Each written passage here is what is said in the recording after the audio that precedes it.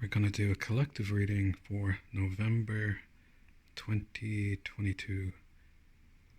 The Mystic Spiral, Journey of the Soul by Jill Purce.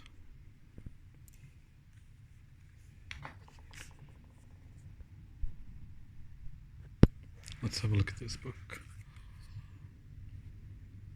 It has some nice pictures.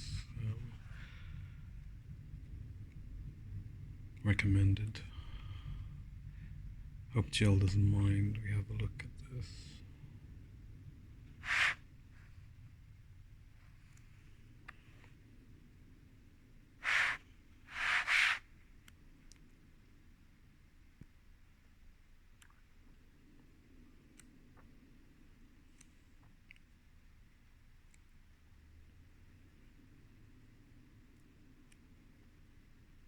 All the types of spirals, science, alchemy.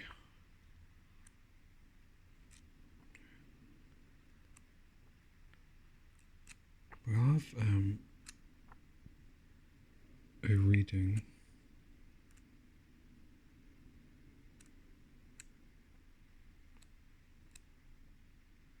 Actually, let's have a look at the fish.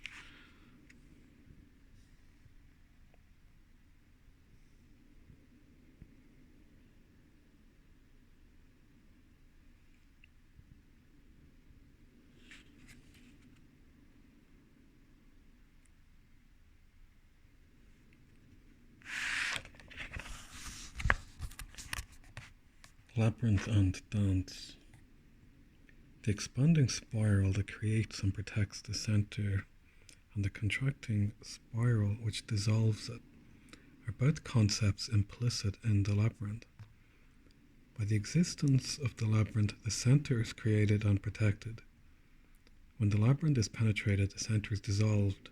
Entry and dissolution occur only under the right conditions, only with the knowledge of the way. Although often intricate in form, the labyrinth is a spiral, and one which returns. It is a representation of the cosmos and all cosmoses, and hence of all ordered entities, which correspond on the descending scale of analogy. It is therefore at once the cosmos, the world, the individual life, the temple, the town, man, the womb or intestines of the mother, earth, the convolutions of the brain, the consciousness, the heart, the pilgrimage, the journey, and the way. The earliest known labyrinth is that dating from the 19th century BC in Egypt. The most famous was in Minoan, Crete. These and some of the earliest spiral rock engravings from Paleolithic times are reminders of man's unceasing preoccupation with the spiral order and his own spiral development. As the labyrinth creates and dissolves, expands and contracts, so it reveals and conceals. It is cosmos to those who know the way and chaos to those who lose it. It is Ariadne's thread whose windings create the world and yet enable us to unravel it or ravel it. I give you the end of the golden string, only wind it into a ball. It will lead you in at heaven's gate, built in Jerusalem's wall. From William Blake's Jerusalem. This is the same thread that runs through the argument whose clue, the clue or ball of thread we follow, and when we do not lose it, it leads us to the point. Yet it also conceals the point, disorientates us, and is the test of our endurance and knowledge.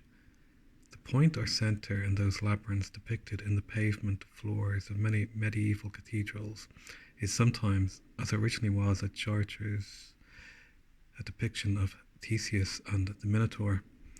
The symbolism is that of the original Cretan labyrinth, an initiatory hero test, the overcoming of death at the centre and a subsequent return or rebirth into life, a regeneration on a higher winding.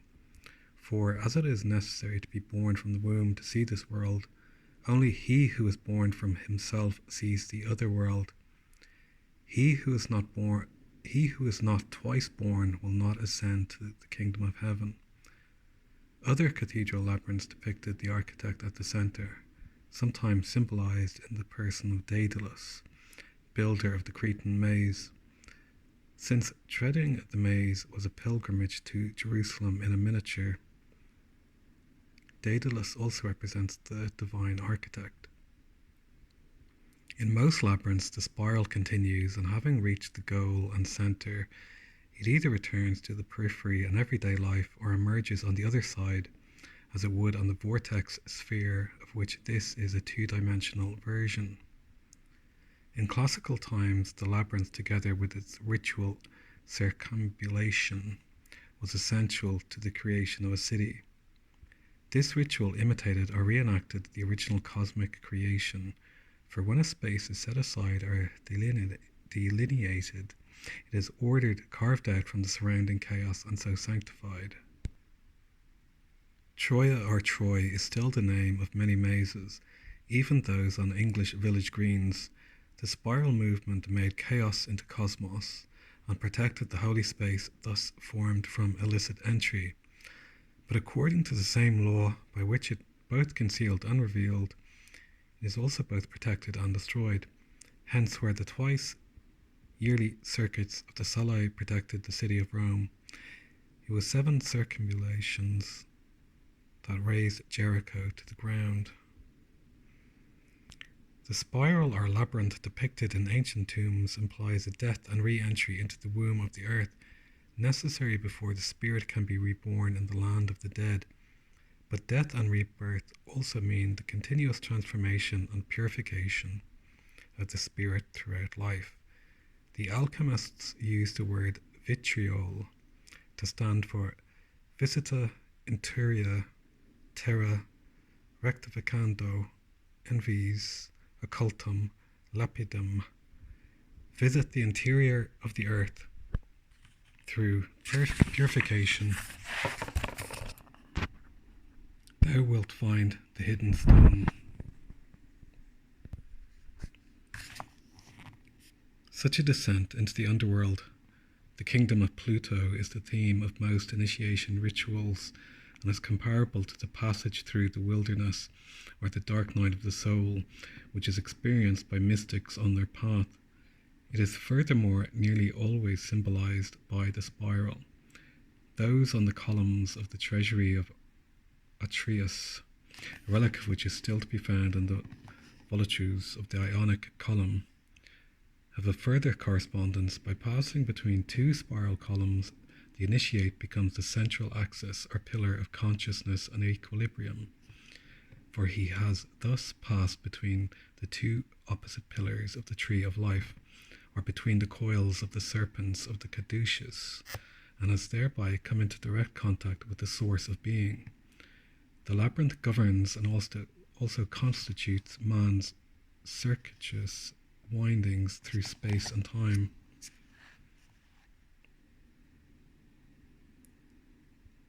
By ordering, guiding, checking and growing him both from and to his source, it is none other than a model of existence as we know it, a mandala, and a 2-dimensional version of the spherical vortex. However, the essence of the labyrinth is not its outward form, its delineating stones and hedges, but the movement it engenders.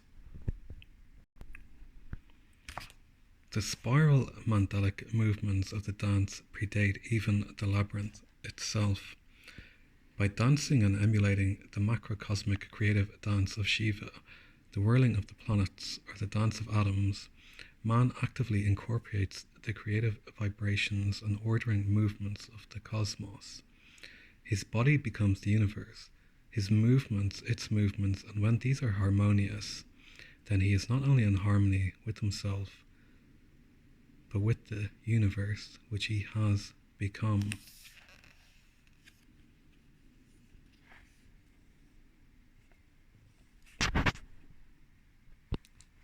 So I'll also put a link to a really interesting 70s documentary that Jill Purce made when this book was originally published, I believe, which is well worth watching, as I believe she still is involved in similar work, which is all very interesting as we make our way through the spiral forms we find ourselves passing through.